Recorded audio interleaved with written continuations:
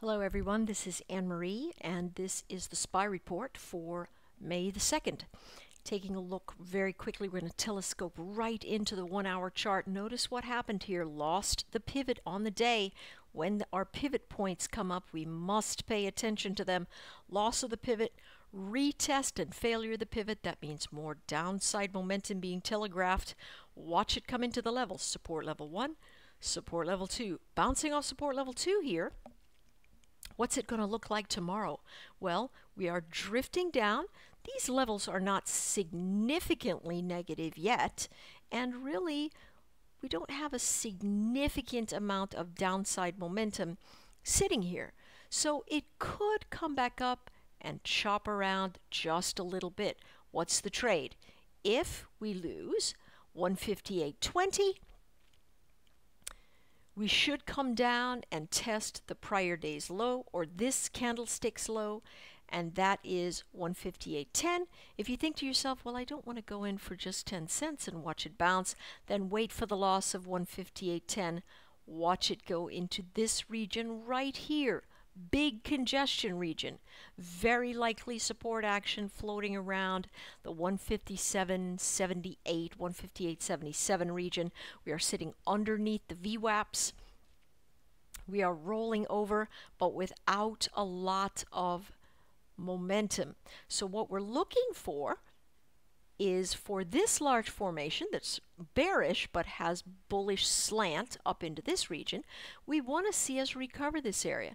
If we come down into this congestion and lose this level, this formation is now broken. So we're going to be looking for something else to take charge of what it is we're looking at from a formational perspective. So what we have to do is then see, hey, listen, if we begin to pop at the open, look here for these relative regions of congestion.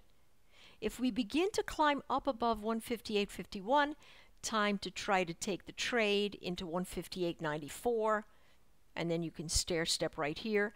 A lot of selling action probably going to sit around here. If it blows past it, it's really going to be working at filling the gap and then moving back into the upside space. Really straightforward trading tomorrow. Loss of the 58.10, stair step down. We've got ourselves congestion. The loss there is going to bring us into these significant levels here. If you look to the left, you can see where this line is coming straight through here. All right, so stair step it down, and if you see that SMI inflecting, you know that there is going to be upside momentum in the mix. Let's take away these guys. We don't want to see all of them, just one. All right. Okay, the Qs did not collapse nearly as badly, but it did roll. Right? Very noisy Q action here. If you were to trade this today, you would have had to use maybe 15-minute, 5-minute, something like that in order to really capture anything. But notice this also is telling us that we could have a noisy day. What is it? We're caught between the weekly VWAP and the monthly VWAP. That's all there is to that. If you're caught between two moving averages, you are going to chop around all over the place. Now we're sitting underneath it, right? So if we are sitting underneath this VWAP here, tomorrow we're going to say, hey, listen, can I hold the pivot? Notice this region. That is relative support. If we begin to lose the level, say 70.33, we're going to test this wick action right here, probably 70.15. Is there a chance that buyers are sitting here? Yes. So perhaps if you want to be conservative, you wait for the loss of 70.25 before you start stair stepping downward. Notice the sloping action. As long as we stay positive, if we inflect here above this zero line event right around here, you know we're going to have upside action. Nothing's broken here. Higher lows, higher highs. Relative to all the motion, higher lows, higher highs.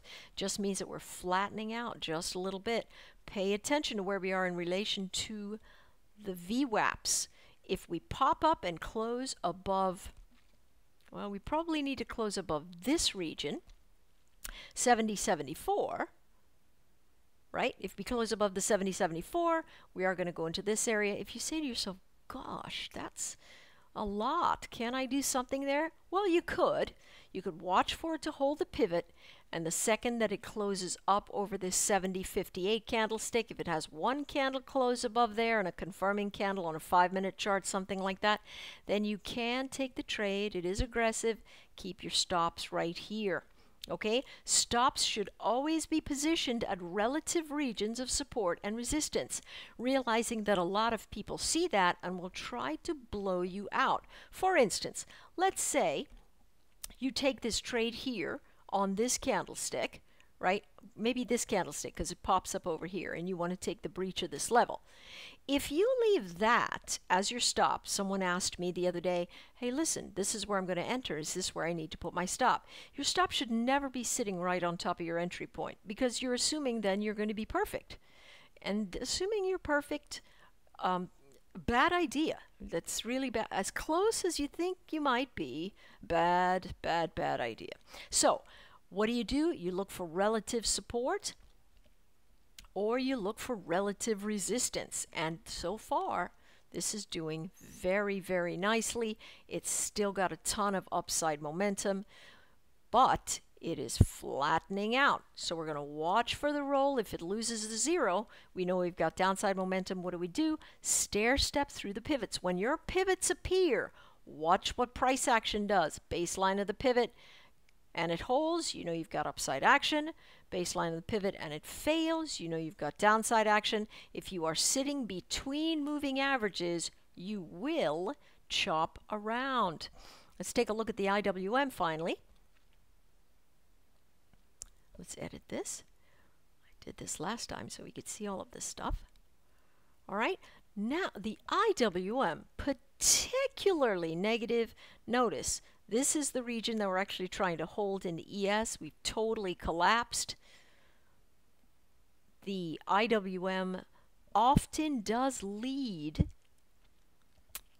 the SPY, often, right? Like the ES is often led by the TF. And so now we're sitting here, right? Relative congestion. If we lose the low of this candlestick, we are going to go down into S4. More than likely. I would say easily we test 91.49 at the loss of 91.76. Right?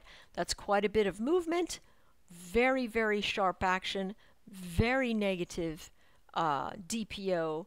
Pretty negative SMI. Not particularly in the actual bounce zone per se, but looks pretty good here. Now, what should we do? This is a very aggressive move.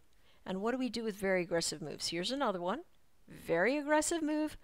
We retrace them. So we're going to expect bounce action. Where? Into resistance. What's the most likely resistance? Look at all this congestion right here.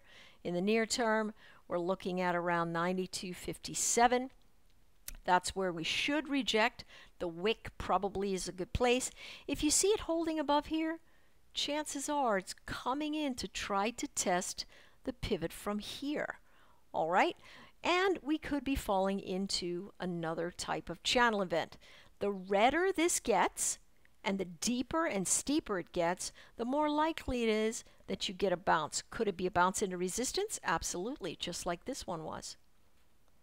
Could it be a bounce and reversal? Absolutely, right? Here's a bounce, and then it turned into reversal right back up here. All right? So all of that looks very, very viable. My thought is that we lose this level, 91.47. We can stair step down. A gap fill event is still waiting at 91.09. And then the movement to the upside. But again, folks, the way you keep on the right side of the trade is pay attention to the level breaks. If they confirm, you take the trade, or if they've been coiling and they break out hard, you take the trade. All right?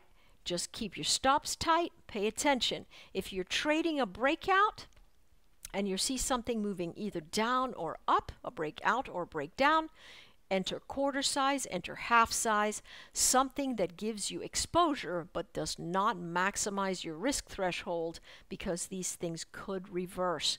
Tomorrow, I expect a bounce into resistance. We do need to pull back overall. These larger charts are telling us, hang on 2 secs, let's go to the 4-hour here. Oh no, we've got a 4-hour sitting right here. Right? So if we take a look at the 4-hour, we can see that these things do need to pull back into a region, but the DPO now sitting in a flat space, and that really does make a difference. All right? DPO in a flat space means sideways action. So watch for that DPO to start moving away from the 0 line so that you know you've got momentum building and you've got to move forward. Could it be that it's here to fill a gap? Yes. Could it be that we're still in a broad trading range? Yes, this is my thought anyway, right? And so what we're going to do is just pay attention to the level breaks. We lose this, we're going to go down into that 91.05, and then we've got 90.21, and then all of a sudden we're in this place. We got a ton of buyers. Look at all the tweezer bottoms. Ton of buyers sitting around here. 89.64. All right, that's it. Good luck trading. Pay attention.